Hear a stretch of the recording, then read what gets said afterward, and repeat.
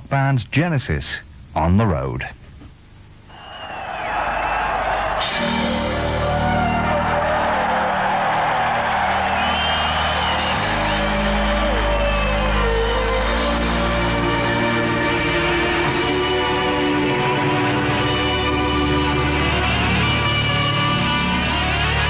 I remember we were once described by an East Grinstead local paper as a folk blues, jazz rock, mystical group.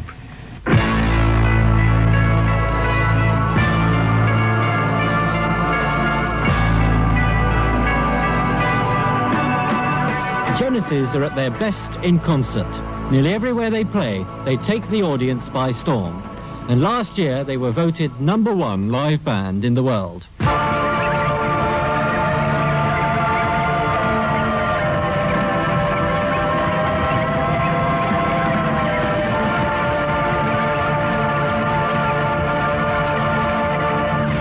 This film is about the group and the 100 people behind them. The roadies, the truckers, the sound team, the lighting crew, the engineers and the management. More background personnel than a symphony orchestra. We follow them on 3 European dates, from Mannheim, across Germany, to Leiden in Holland, then over the channel to the Rock Music Festival at Knebworth in England.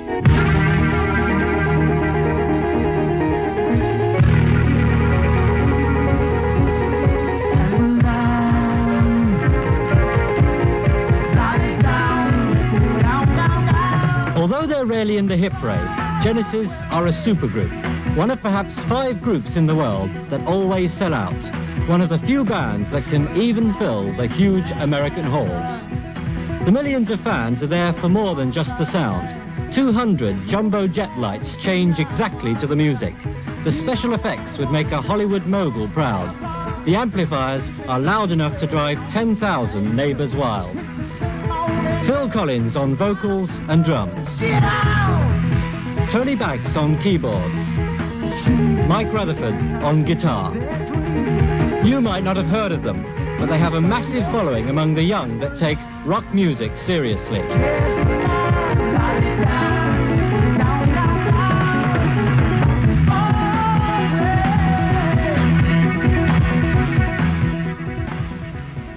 First, the group themselves.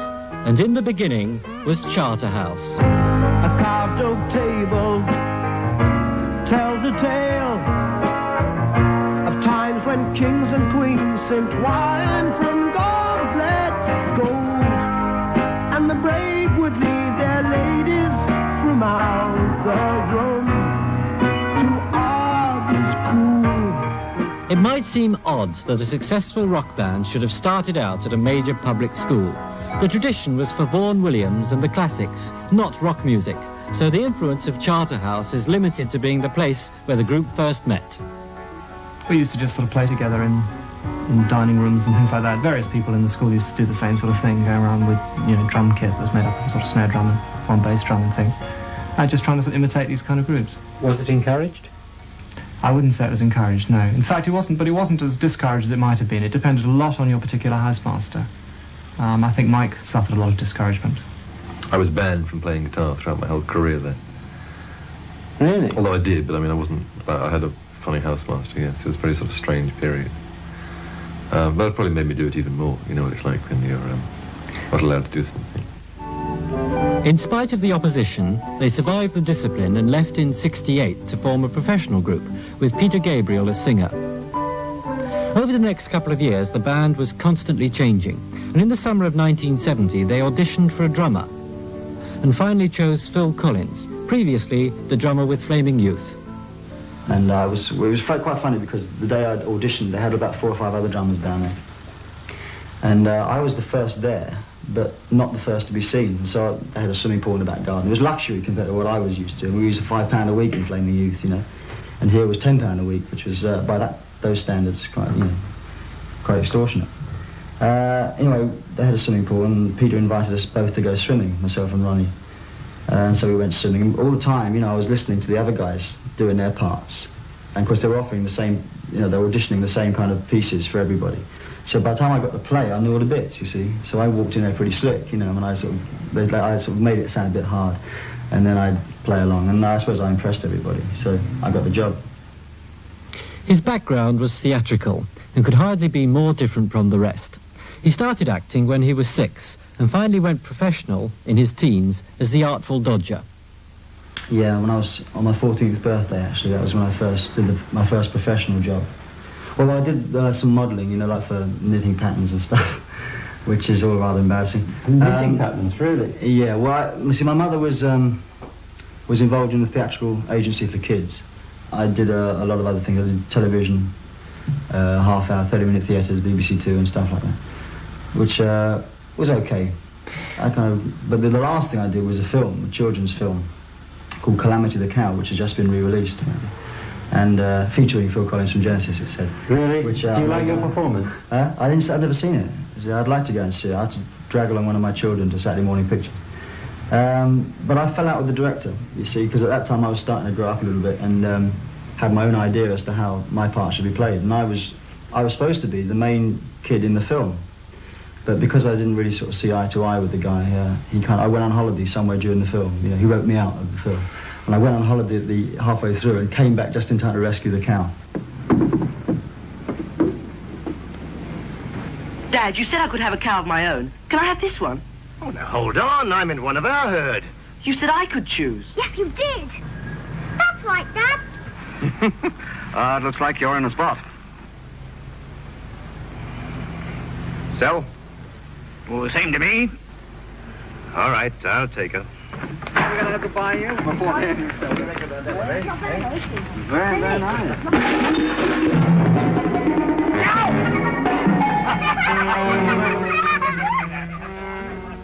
By early 1973, they were already attempting the technical sophistication that's routine for them today.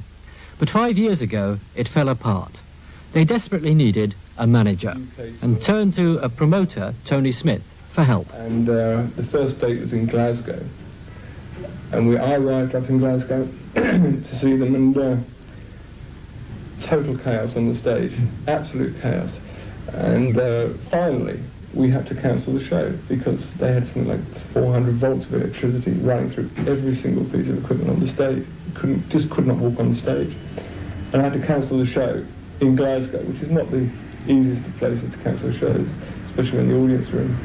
And after that, I went back to the hotel and I sat down with them and said, look, you really ought to get a manager, because at that point they didn't have a manager as such. They had a lawyer and they had a chap who was trying to do his best on the road but just couldn't cope with it. And so they thought about that. And then towards the end of the tour, they came to me and said, well, you know, you're saying we should get a manager, why don't you do it? So I said, okay. And that's when my trouble started. Since then, with slick management and constant touring, they've gradually become internationally successful. These days, the really big bands depend on LP sales, and Genesis albums have sold millions. They've slowly evolved into a fairly highbrow group with a reputation for never playing a bad concert. And if they're not household names, it's because their music, although melodic, would never go down in the discos. We never expected to become successful, I don't think, really, although we always had the confidence that we could do it. It's a kind of a double thing. We always knew that we were a good group, and that if we kept going and we had a few breaks, which we have had, that we could be successful, I suppose, from that point of view. But then you never feel you're actually going to get those breaks. There are so many moments. It takes such a long time. I mean, Genesis has, in fact, existed in one form or another for 10 years. And you just don't feel you're ever really going to sort of get there. Are you surprised to be where you are now? Yes, when I think about it, I never thought we'd get anywhere like this. But then you can never look that far ahead. When I was starting off, I thought if we played a marquee club in London, I thought, Christ, we made it, you know, success. But when you got there, the marquee club was like history, it wasn't important, and you go for the next thing. There's always another stage. My job is almost like running a factory, in as much that you have the group, which you could describe as a design team, and the originators, and also the board of directors. And then you have the road crews, you have the merchandising organisation, i.e. the record companies, you have the legal department, the accounts. It's running a factory, basically. I mean, when we're on the road, we're talking about involving, if you include the people that work on the road, we're involving up to 100 people one way or another. 100 people, controlled by manager Smith, but all dependent on 3 travelling musicians. In the middle of May, we joined Genesis in Europe to film behind the scenes of that massive touring operation.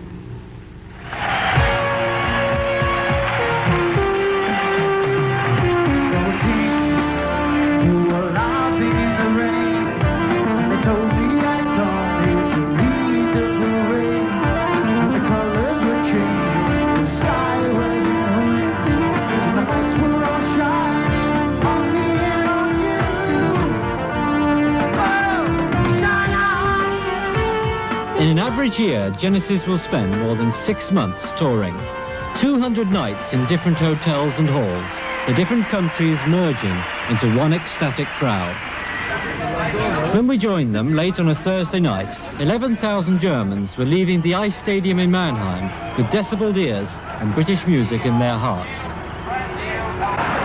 Before the last fans have left, the operation has already started. How to get a stage full of lights and sound gear reassembled and working 350 miles away in Holland by Saturday lunchtime.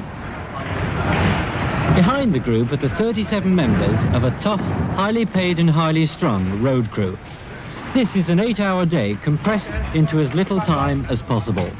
In the 2 hours it takes for the band to eat and wind down, some of the most sophisticated rock equipment yet invented is put to bed.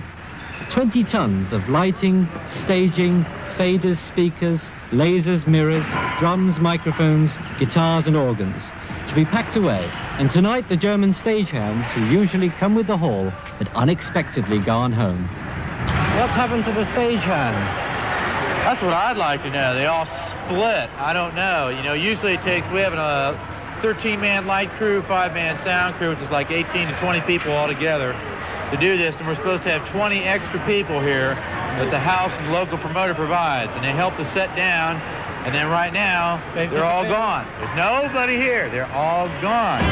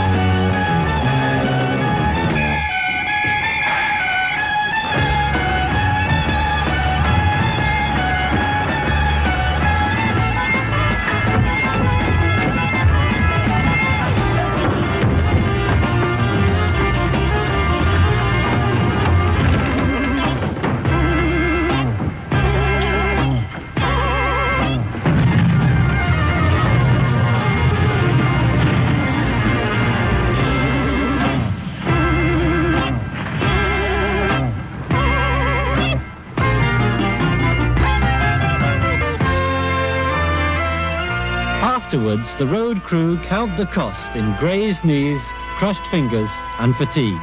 All that's left behind, like graffiti, is the rubbish. Everything else is in the trucks.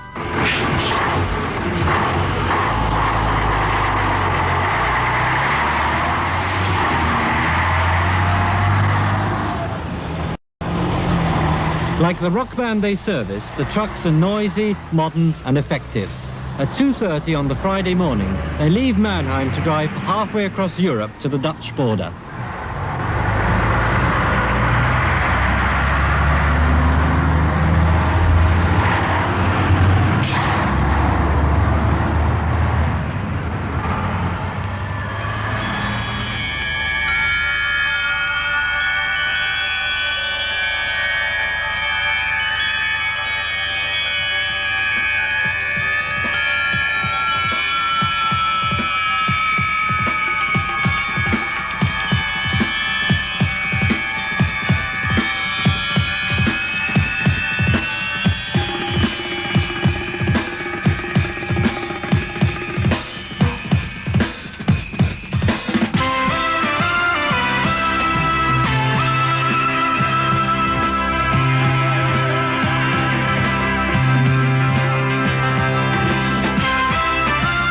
The trucks, like the band, come from England. Edwin Shirley Trucking have their headquarters on a farm in Kent and lead the world in the rock trucking business. For the Genesis tour, they had 8 300-horsepower tractors, each with 40-foot trailers and a £65,000 luxury coach for the crew.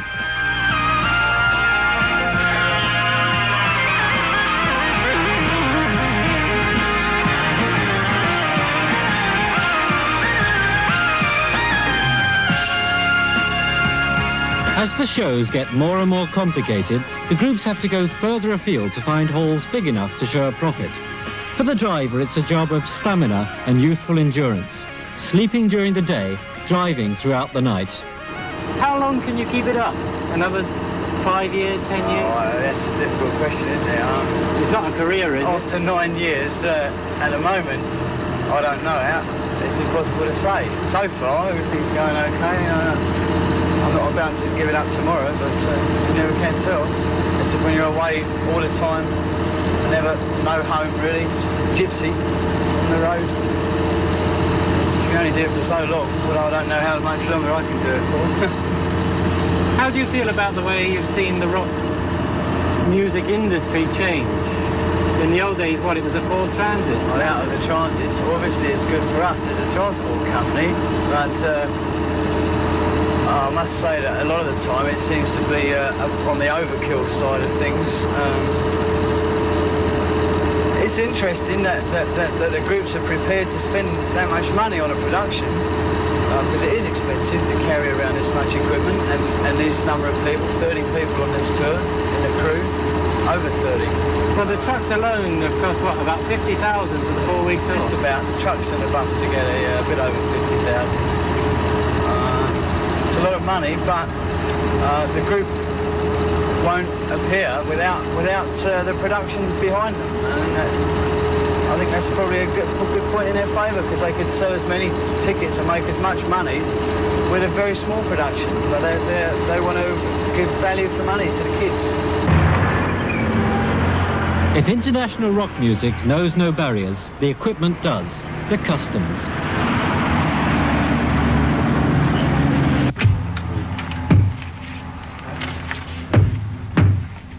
Whatever else they tell you about the common market, petty papers, minute regulations and enormous carnets live on. It took 18 stamps, 3 desks and nearly 2 hours to pass from Germany into Holland, a journey often smoothed and oiled by gifts of LPs and T-shirts.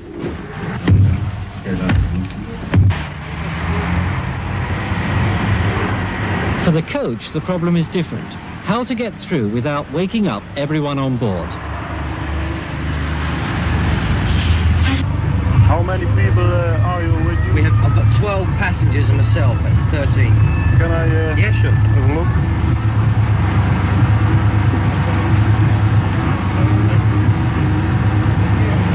Bye. See you next time. Okay. On several of the shows, the lighting crew won't finish until 3 in the morning and they'll have to start at the next show at 8 the same morning. So obviously they need a special kind of transport. Well, this is the latest thing in crew luxury, the crew coach.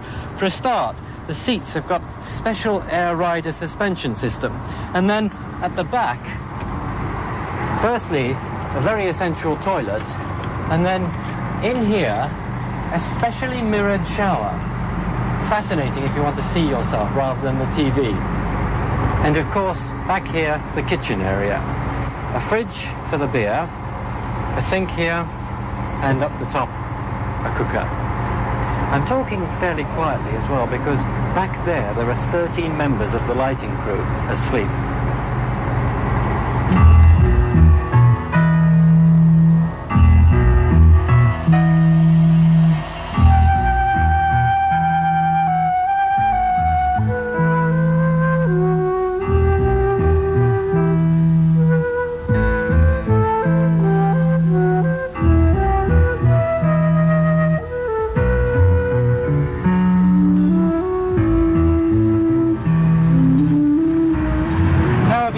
The thing changed in the last 10 years?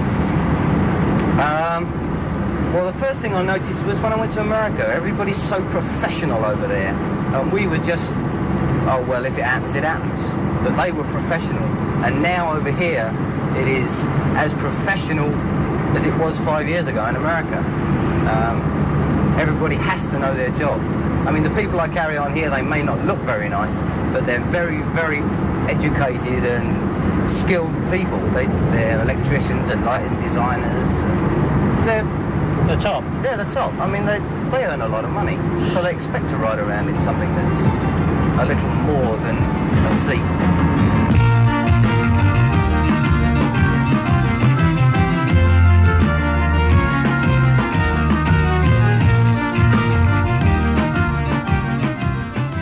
It's now 9:20 on the Saturday morning. I'm tired, the truckers are tired, the crew are tired, but already they've converted an old cattle market into the beginnings of a pop arena. In a few minutes, they'll have clipped the last of 200 lights onto the gantries, and the hard physical work will have finished. Then the technology begins. There's so much technology behind the Genesis show, you sometimes wonder what it's for. Is it the music or a demonstration of electronic perfection? The machinery of modern rock has outgrown its origins. There are 96 lighting channels with lights at every conceivable angle. And then, of course, there's the laser. Well, this is my control panel here, and I don't know whether you can pick this up. It's awful bright in here. All right, so what I'm doing is working out effects with the man that operates the mirrors, trying to get a little more punch out of everything. So I'll open up the fader, and I'll see if we can't get you something you might be able to take a picture of.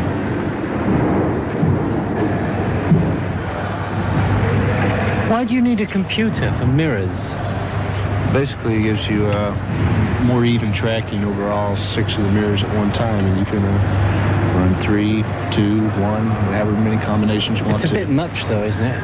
Oh yeah, it's a little bit overboard, but you keep getting up with special effects.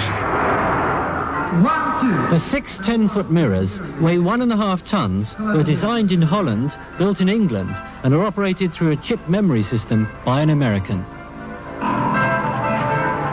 By 6 o'clock, a recording studio, a complete theatre's lighting, a computer, and a full-size stage had come 541 kilometers and were working perfectly. 1, 2, 1, 2.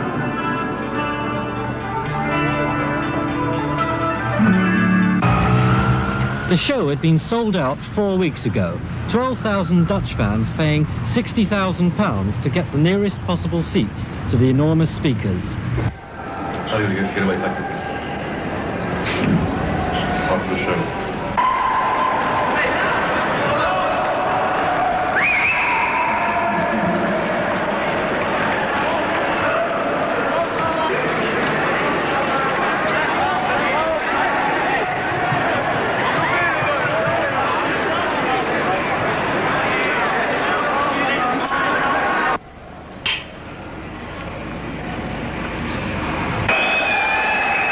Within a few minutes, the Groningen Hall no longer smelt like a cattle market. The air was so full and aromatic, you could get stoned just by being there.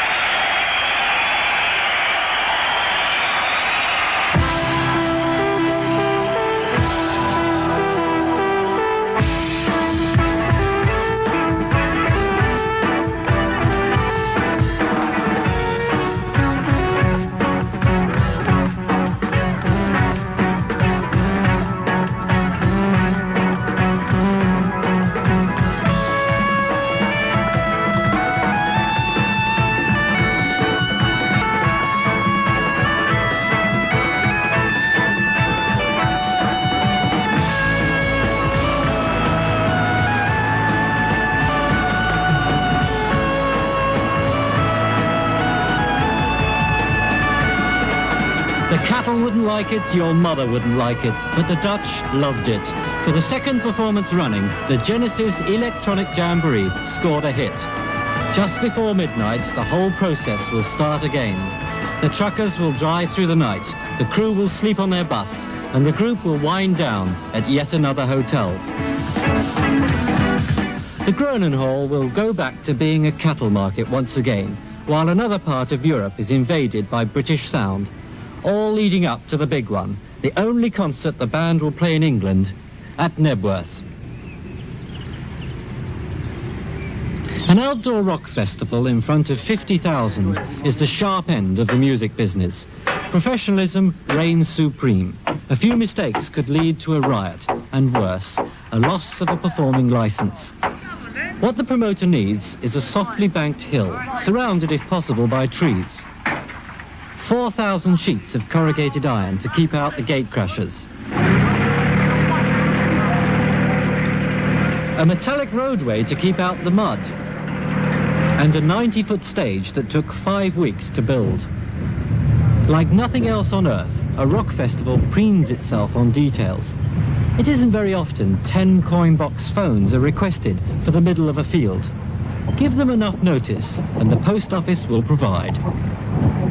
For the council, a rock festival means a series of meetings, public safety and public order, trying, they say, to keep the public happy. It's quite a complex operation, really, isn't it? It is, much more than the public think. Imagine you just put a stage up, plug in, and put a couple of amplifiers, and away you go. But it's really, you're starting off with all the amenity of quite a large town. That's public health, safety, welfare, medical services. And for instance, there are at least 250 trained personnel on the Red Cross and ambulance, and that includes about 14 doctors, and they do a wonderful job. It's like running a town for a day, really, isn't it? It is. You provide everything that a large town has for one day. The food and not even the amusement. Are you worried that things might go wrong on this one? Not worried. You're always a bit anxious when you've got a great number of people like this, and you're glad when it's over. But I wouldn't say I'm directly worried. You're concerned that it shall go off all right. At first, they were anxious about the laser, firing off at aircraft. But after they had a word with the operator and watched the group practice, they gave it the okay. Everything about a rock festival takes its character from the band. Genesis, they decided, were a sensible group.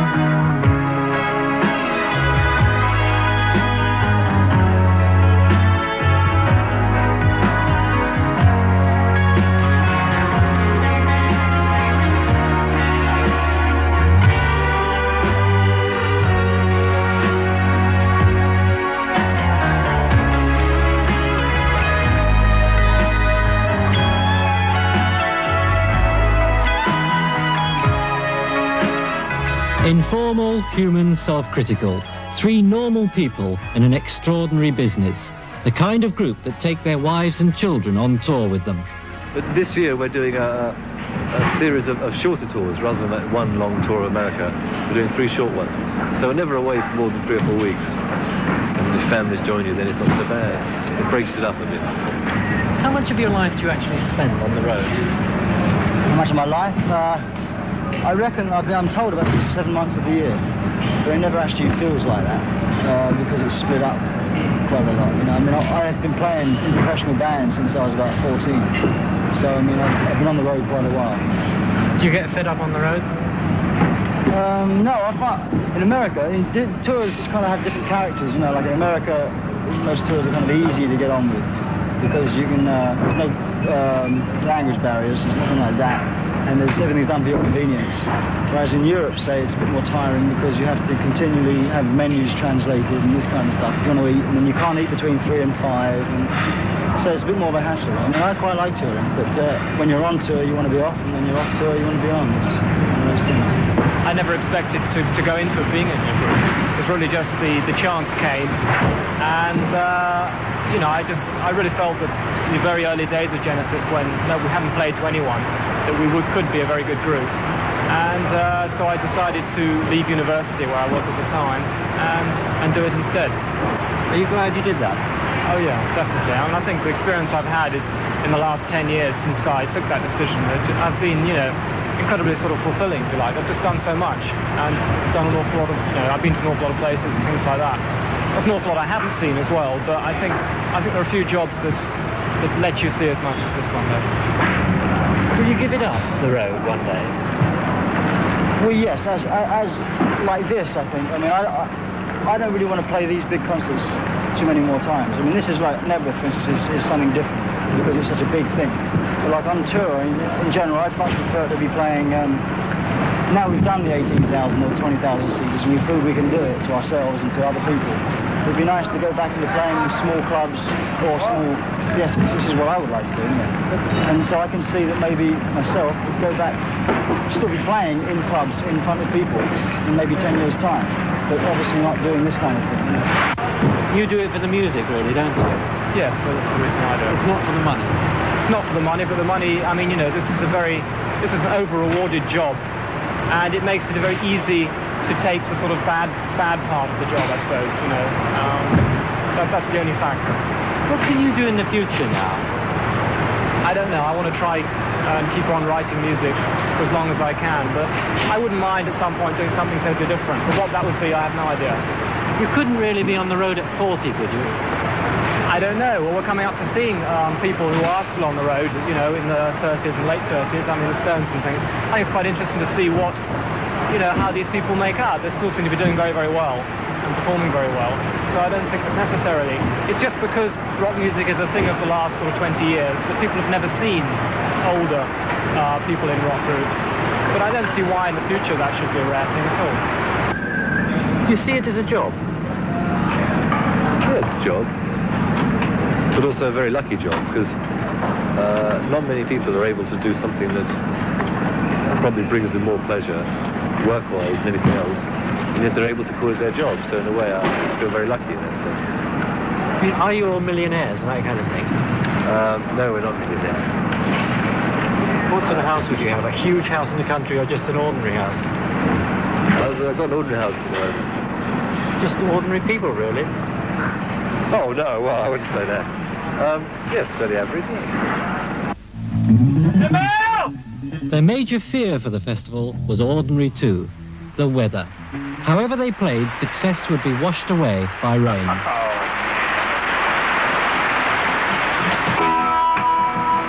The sound check was virtually ruined. The arena became soggy. If it was like this on Saturday, the fans would have 16 hours in the rain, and even the band would need Wellingtons.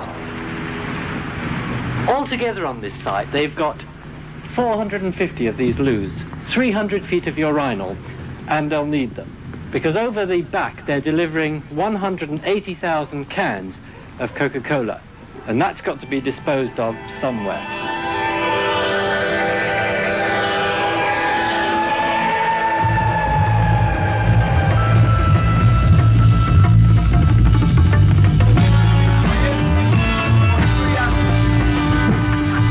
The statistics of a rock festival are intimidating.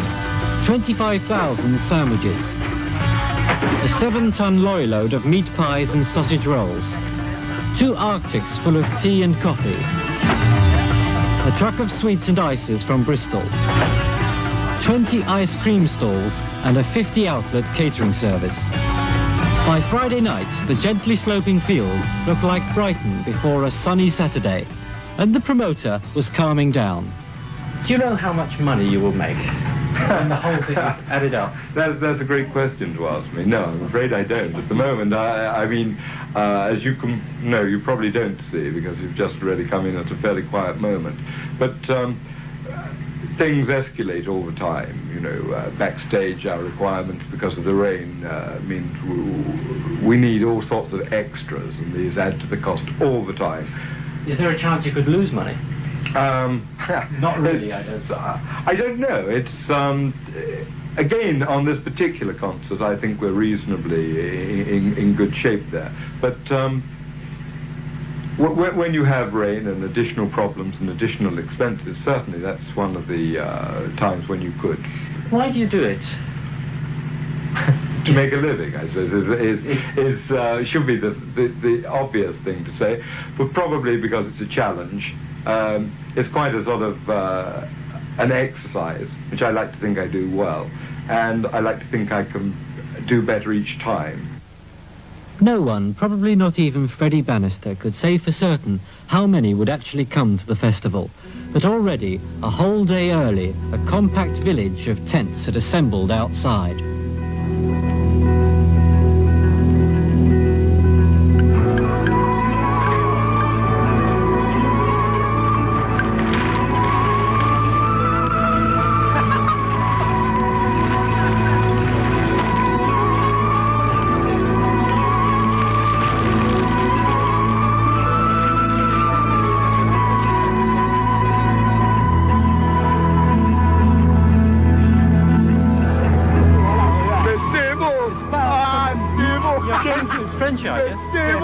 French? Yeah. You've not come all the way from France for this, have you? Really? Yeah. How'd you get here? Honcroft. Train Honcroft. And I've been all the way from France for this.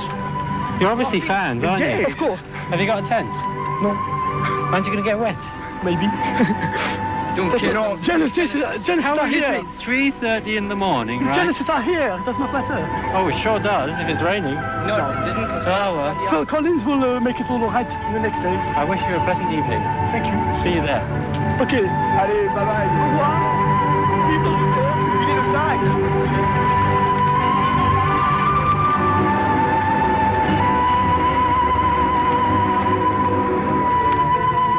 The campsite bedded down like an army the night before battle.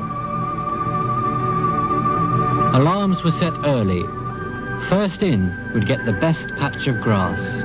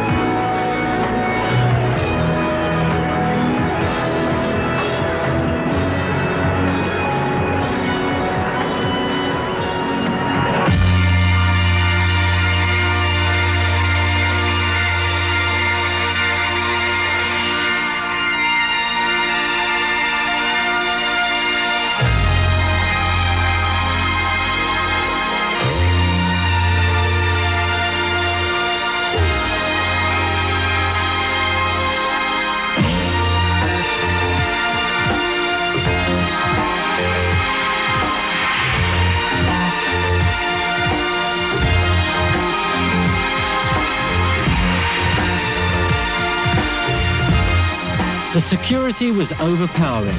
500 volunteers, many from the army, were paid £20 to politely see that no one went where they shouldn't. The crowd looked skyward. If £5.50 seems a lot for a ticket, most of the fans would have paid double that for sunshine.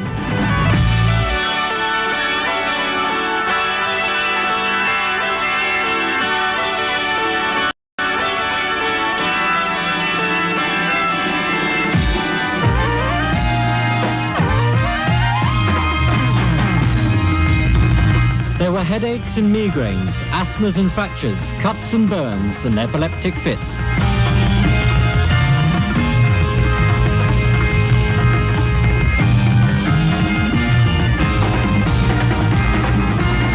But above all, there was patience.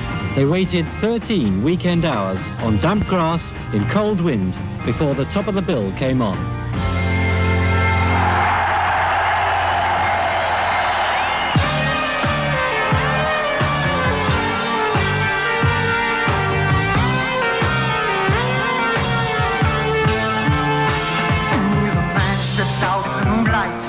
The sound of a scream from below. He thinks he is a warrior, so he picks up his sword and goes. From the mouth of the monster, he rescues the maiden fair. Ah, but we know she's a demon, come to lure him to the demon's lair. Through restless foliage, tall trees he leads to a house in a clearing, a place in Hafia she calls home.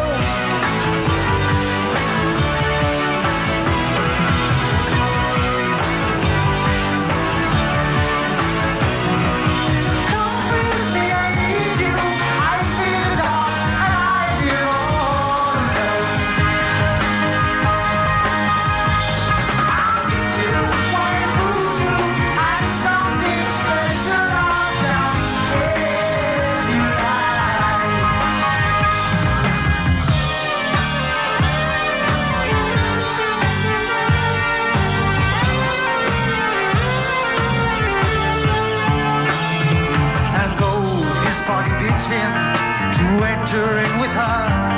There was something in her manner that his mind could not ignore.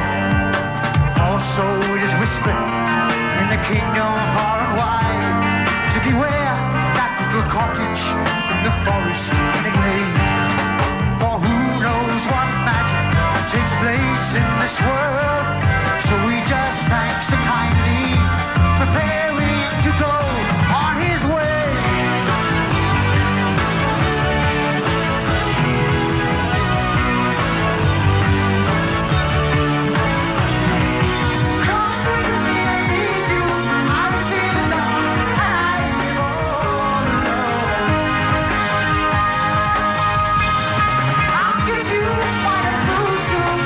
Something special I've done.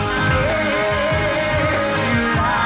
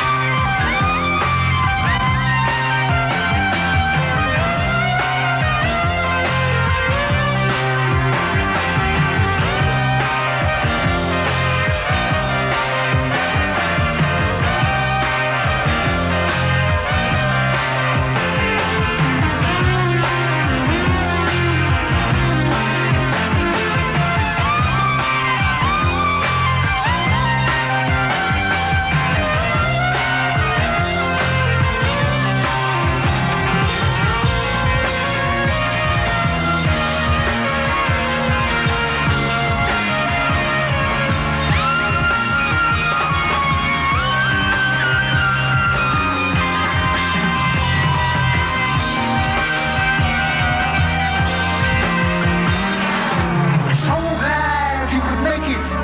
We had everything arranged. So glad you saw fit to play a call.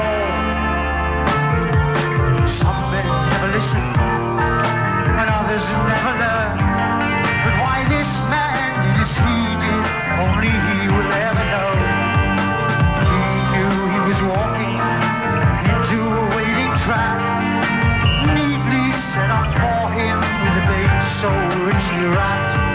So he went inside there to take on what he found, but he never escaped them. For who can escape what he desired?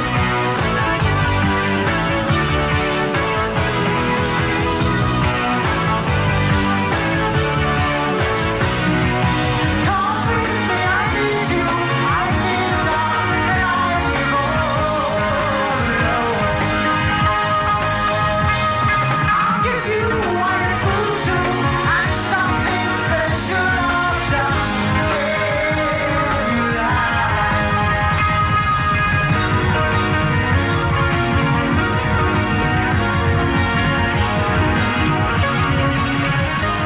Within an hour, 5 weeks of planning will have come to an end. The crowd would be left to shuffle home through the dark. The trucks would be revving up at the ramp behind the stage, the equipment back on the continent by Tuesday. But for the moment, the Technological Orchestra was working, a group of musicians caring first about the music.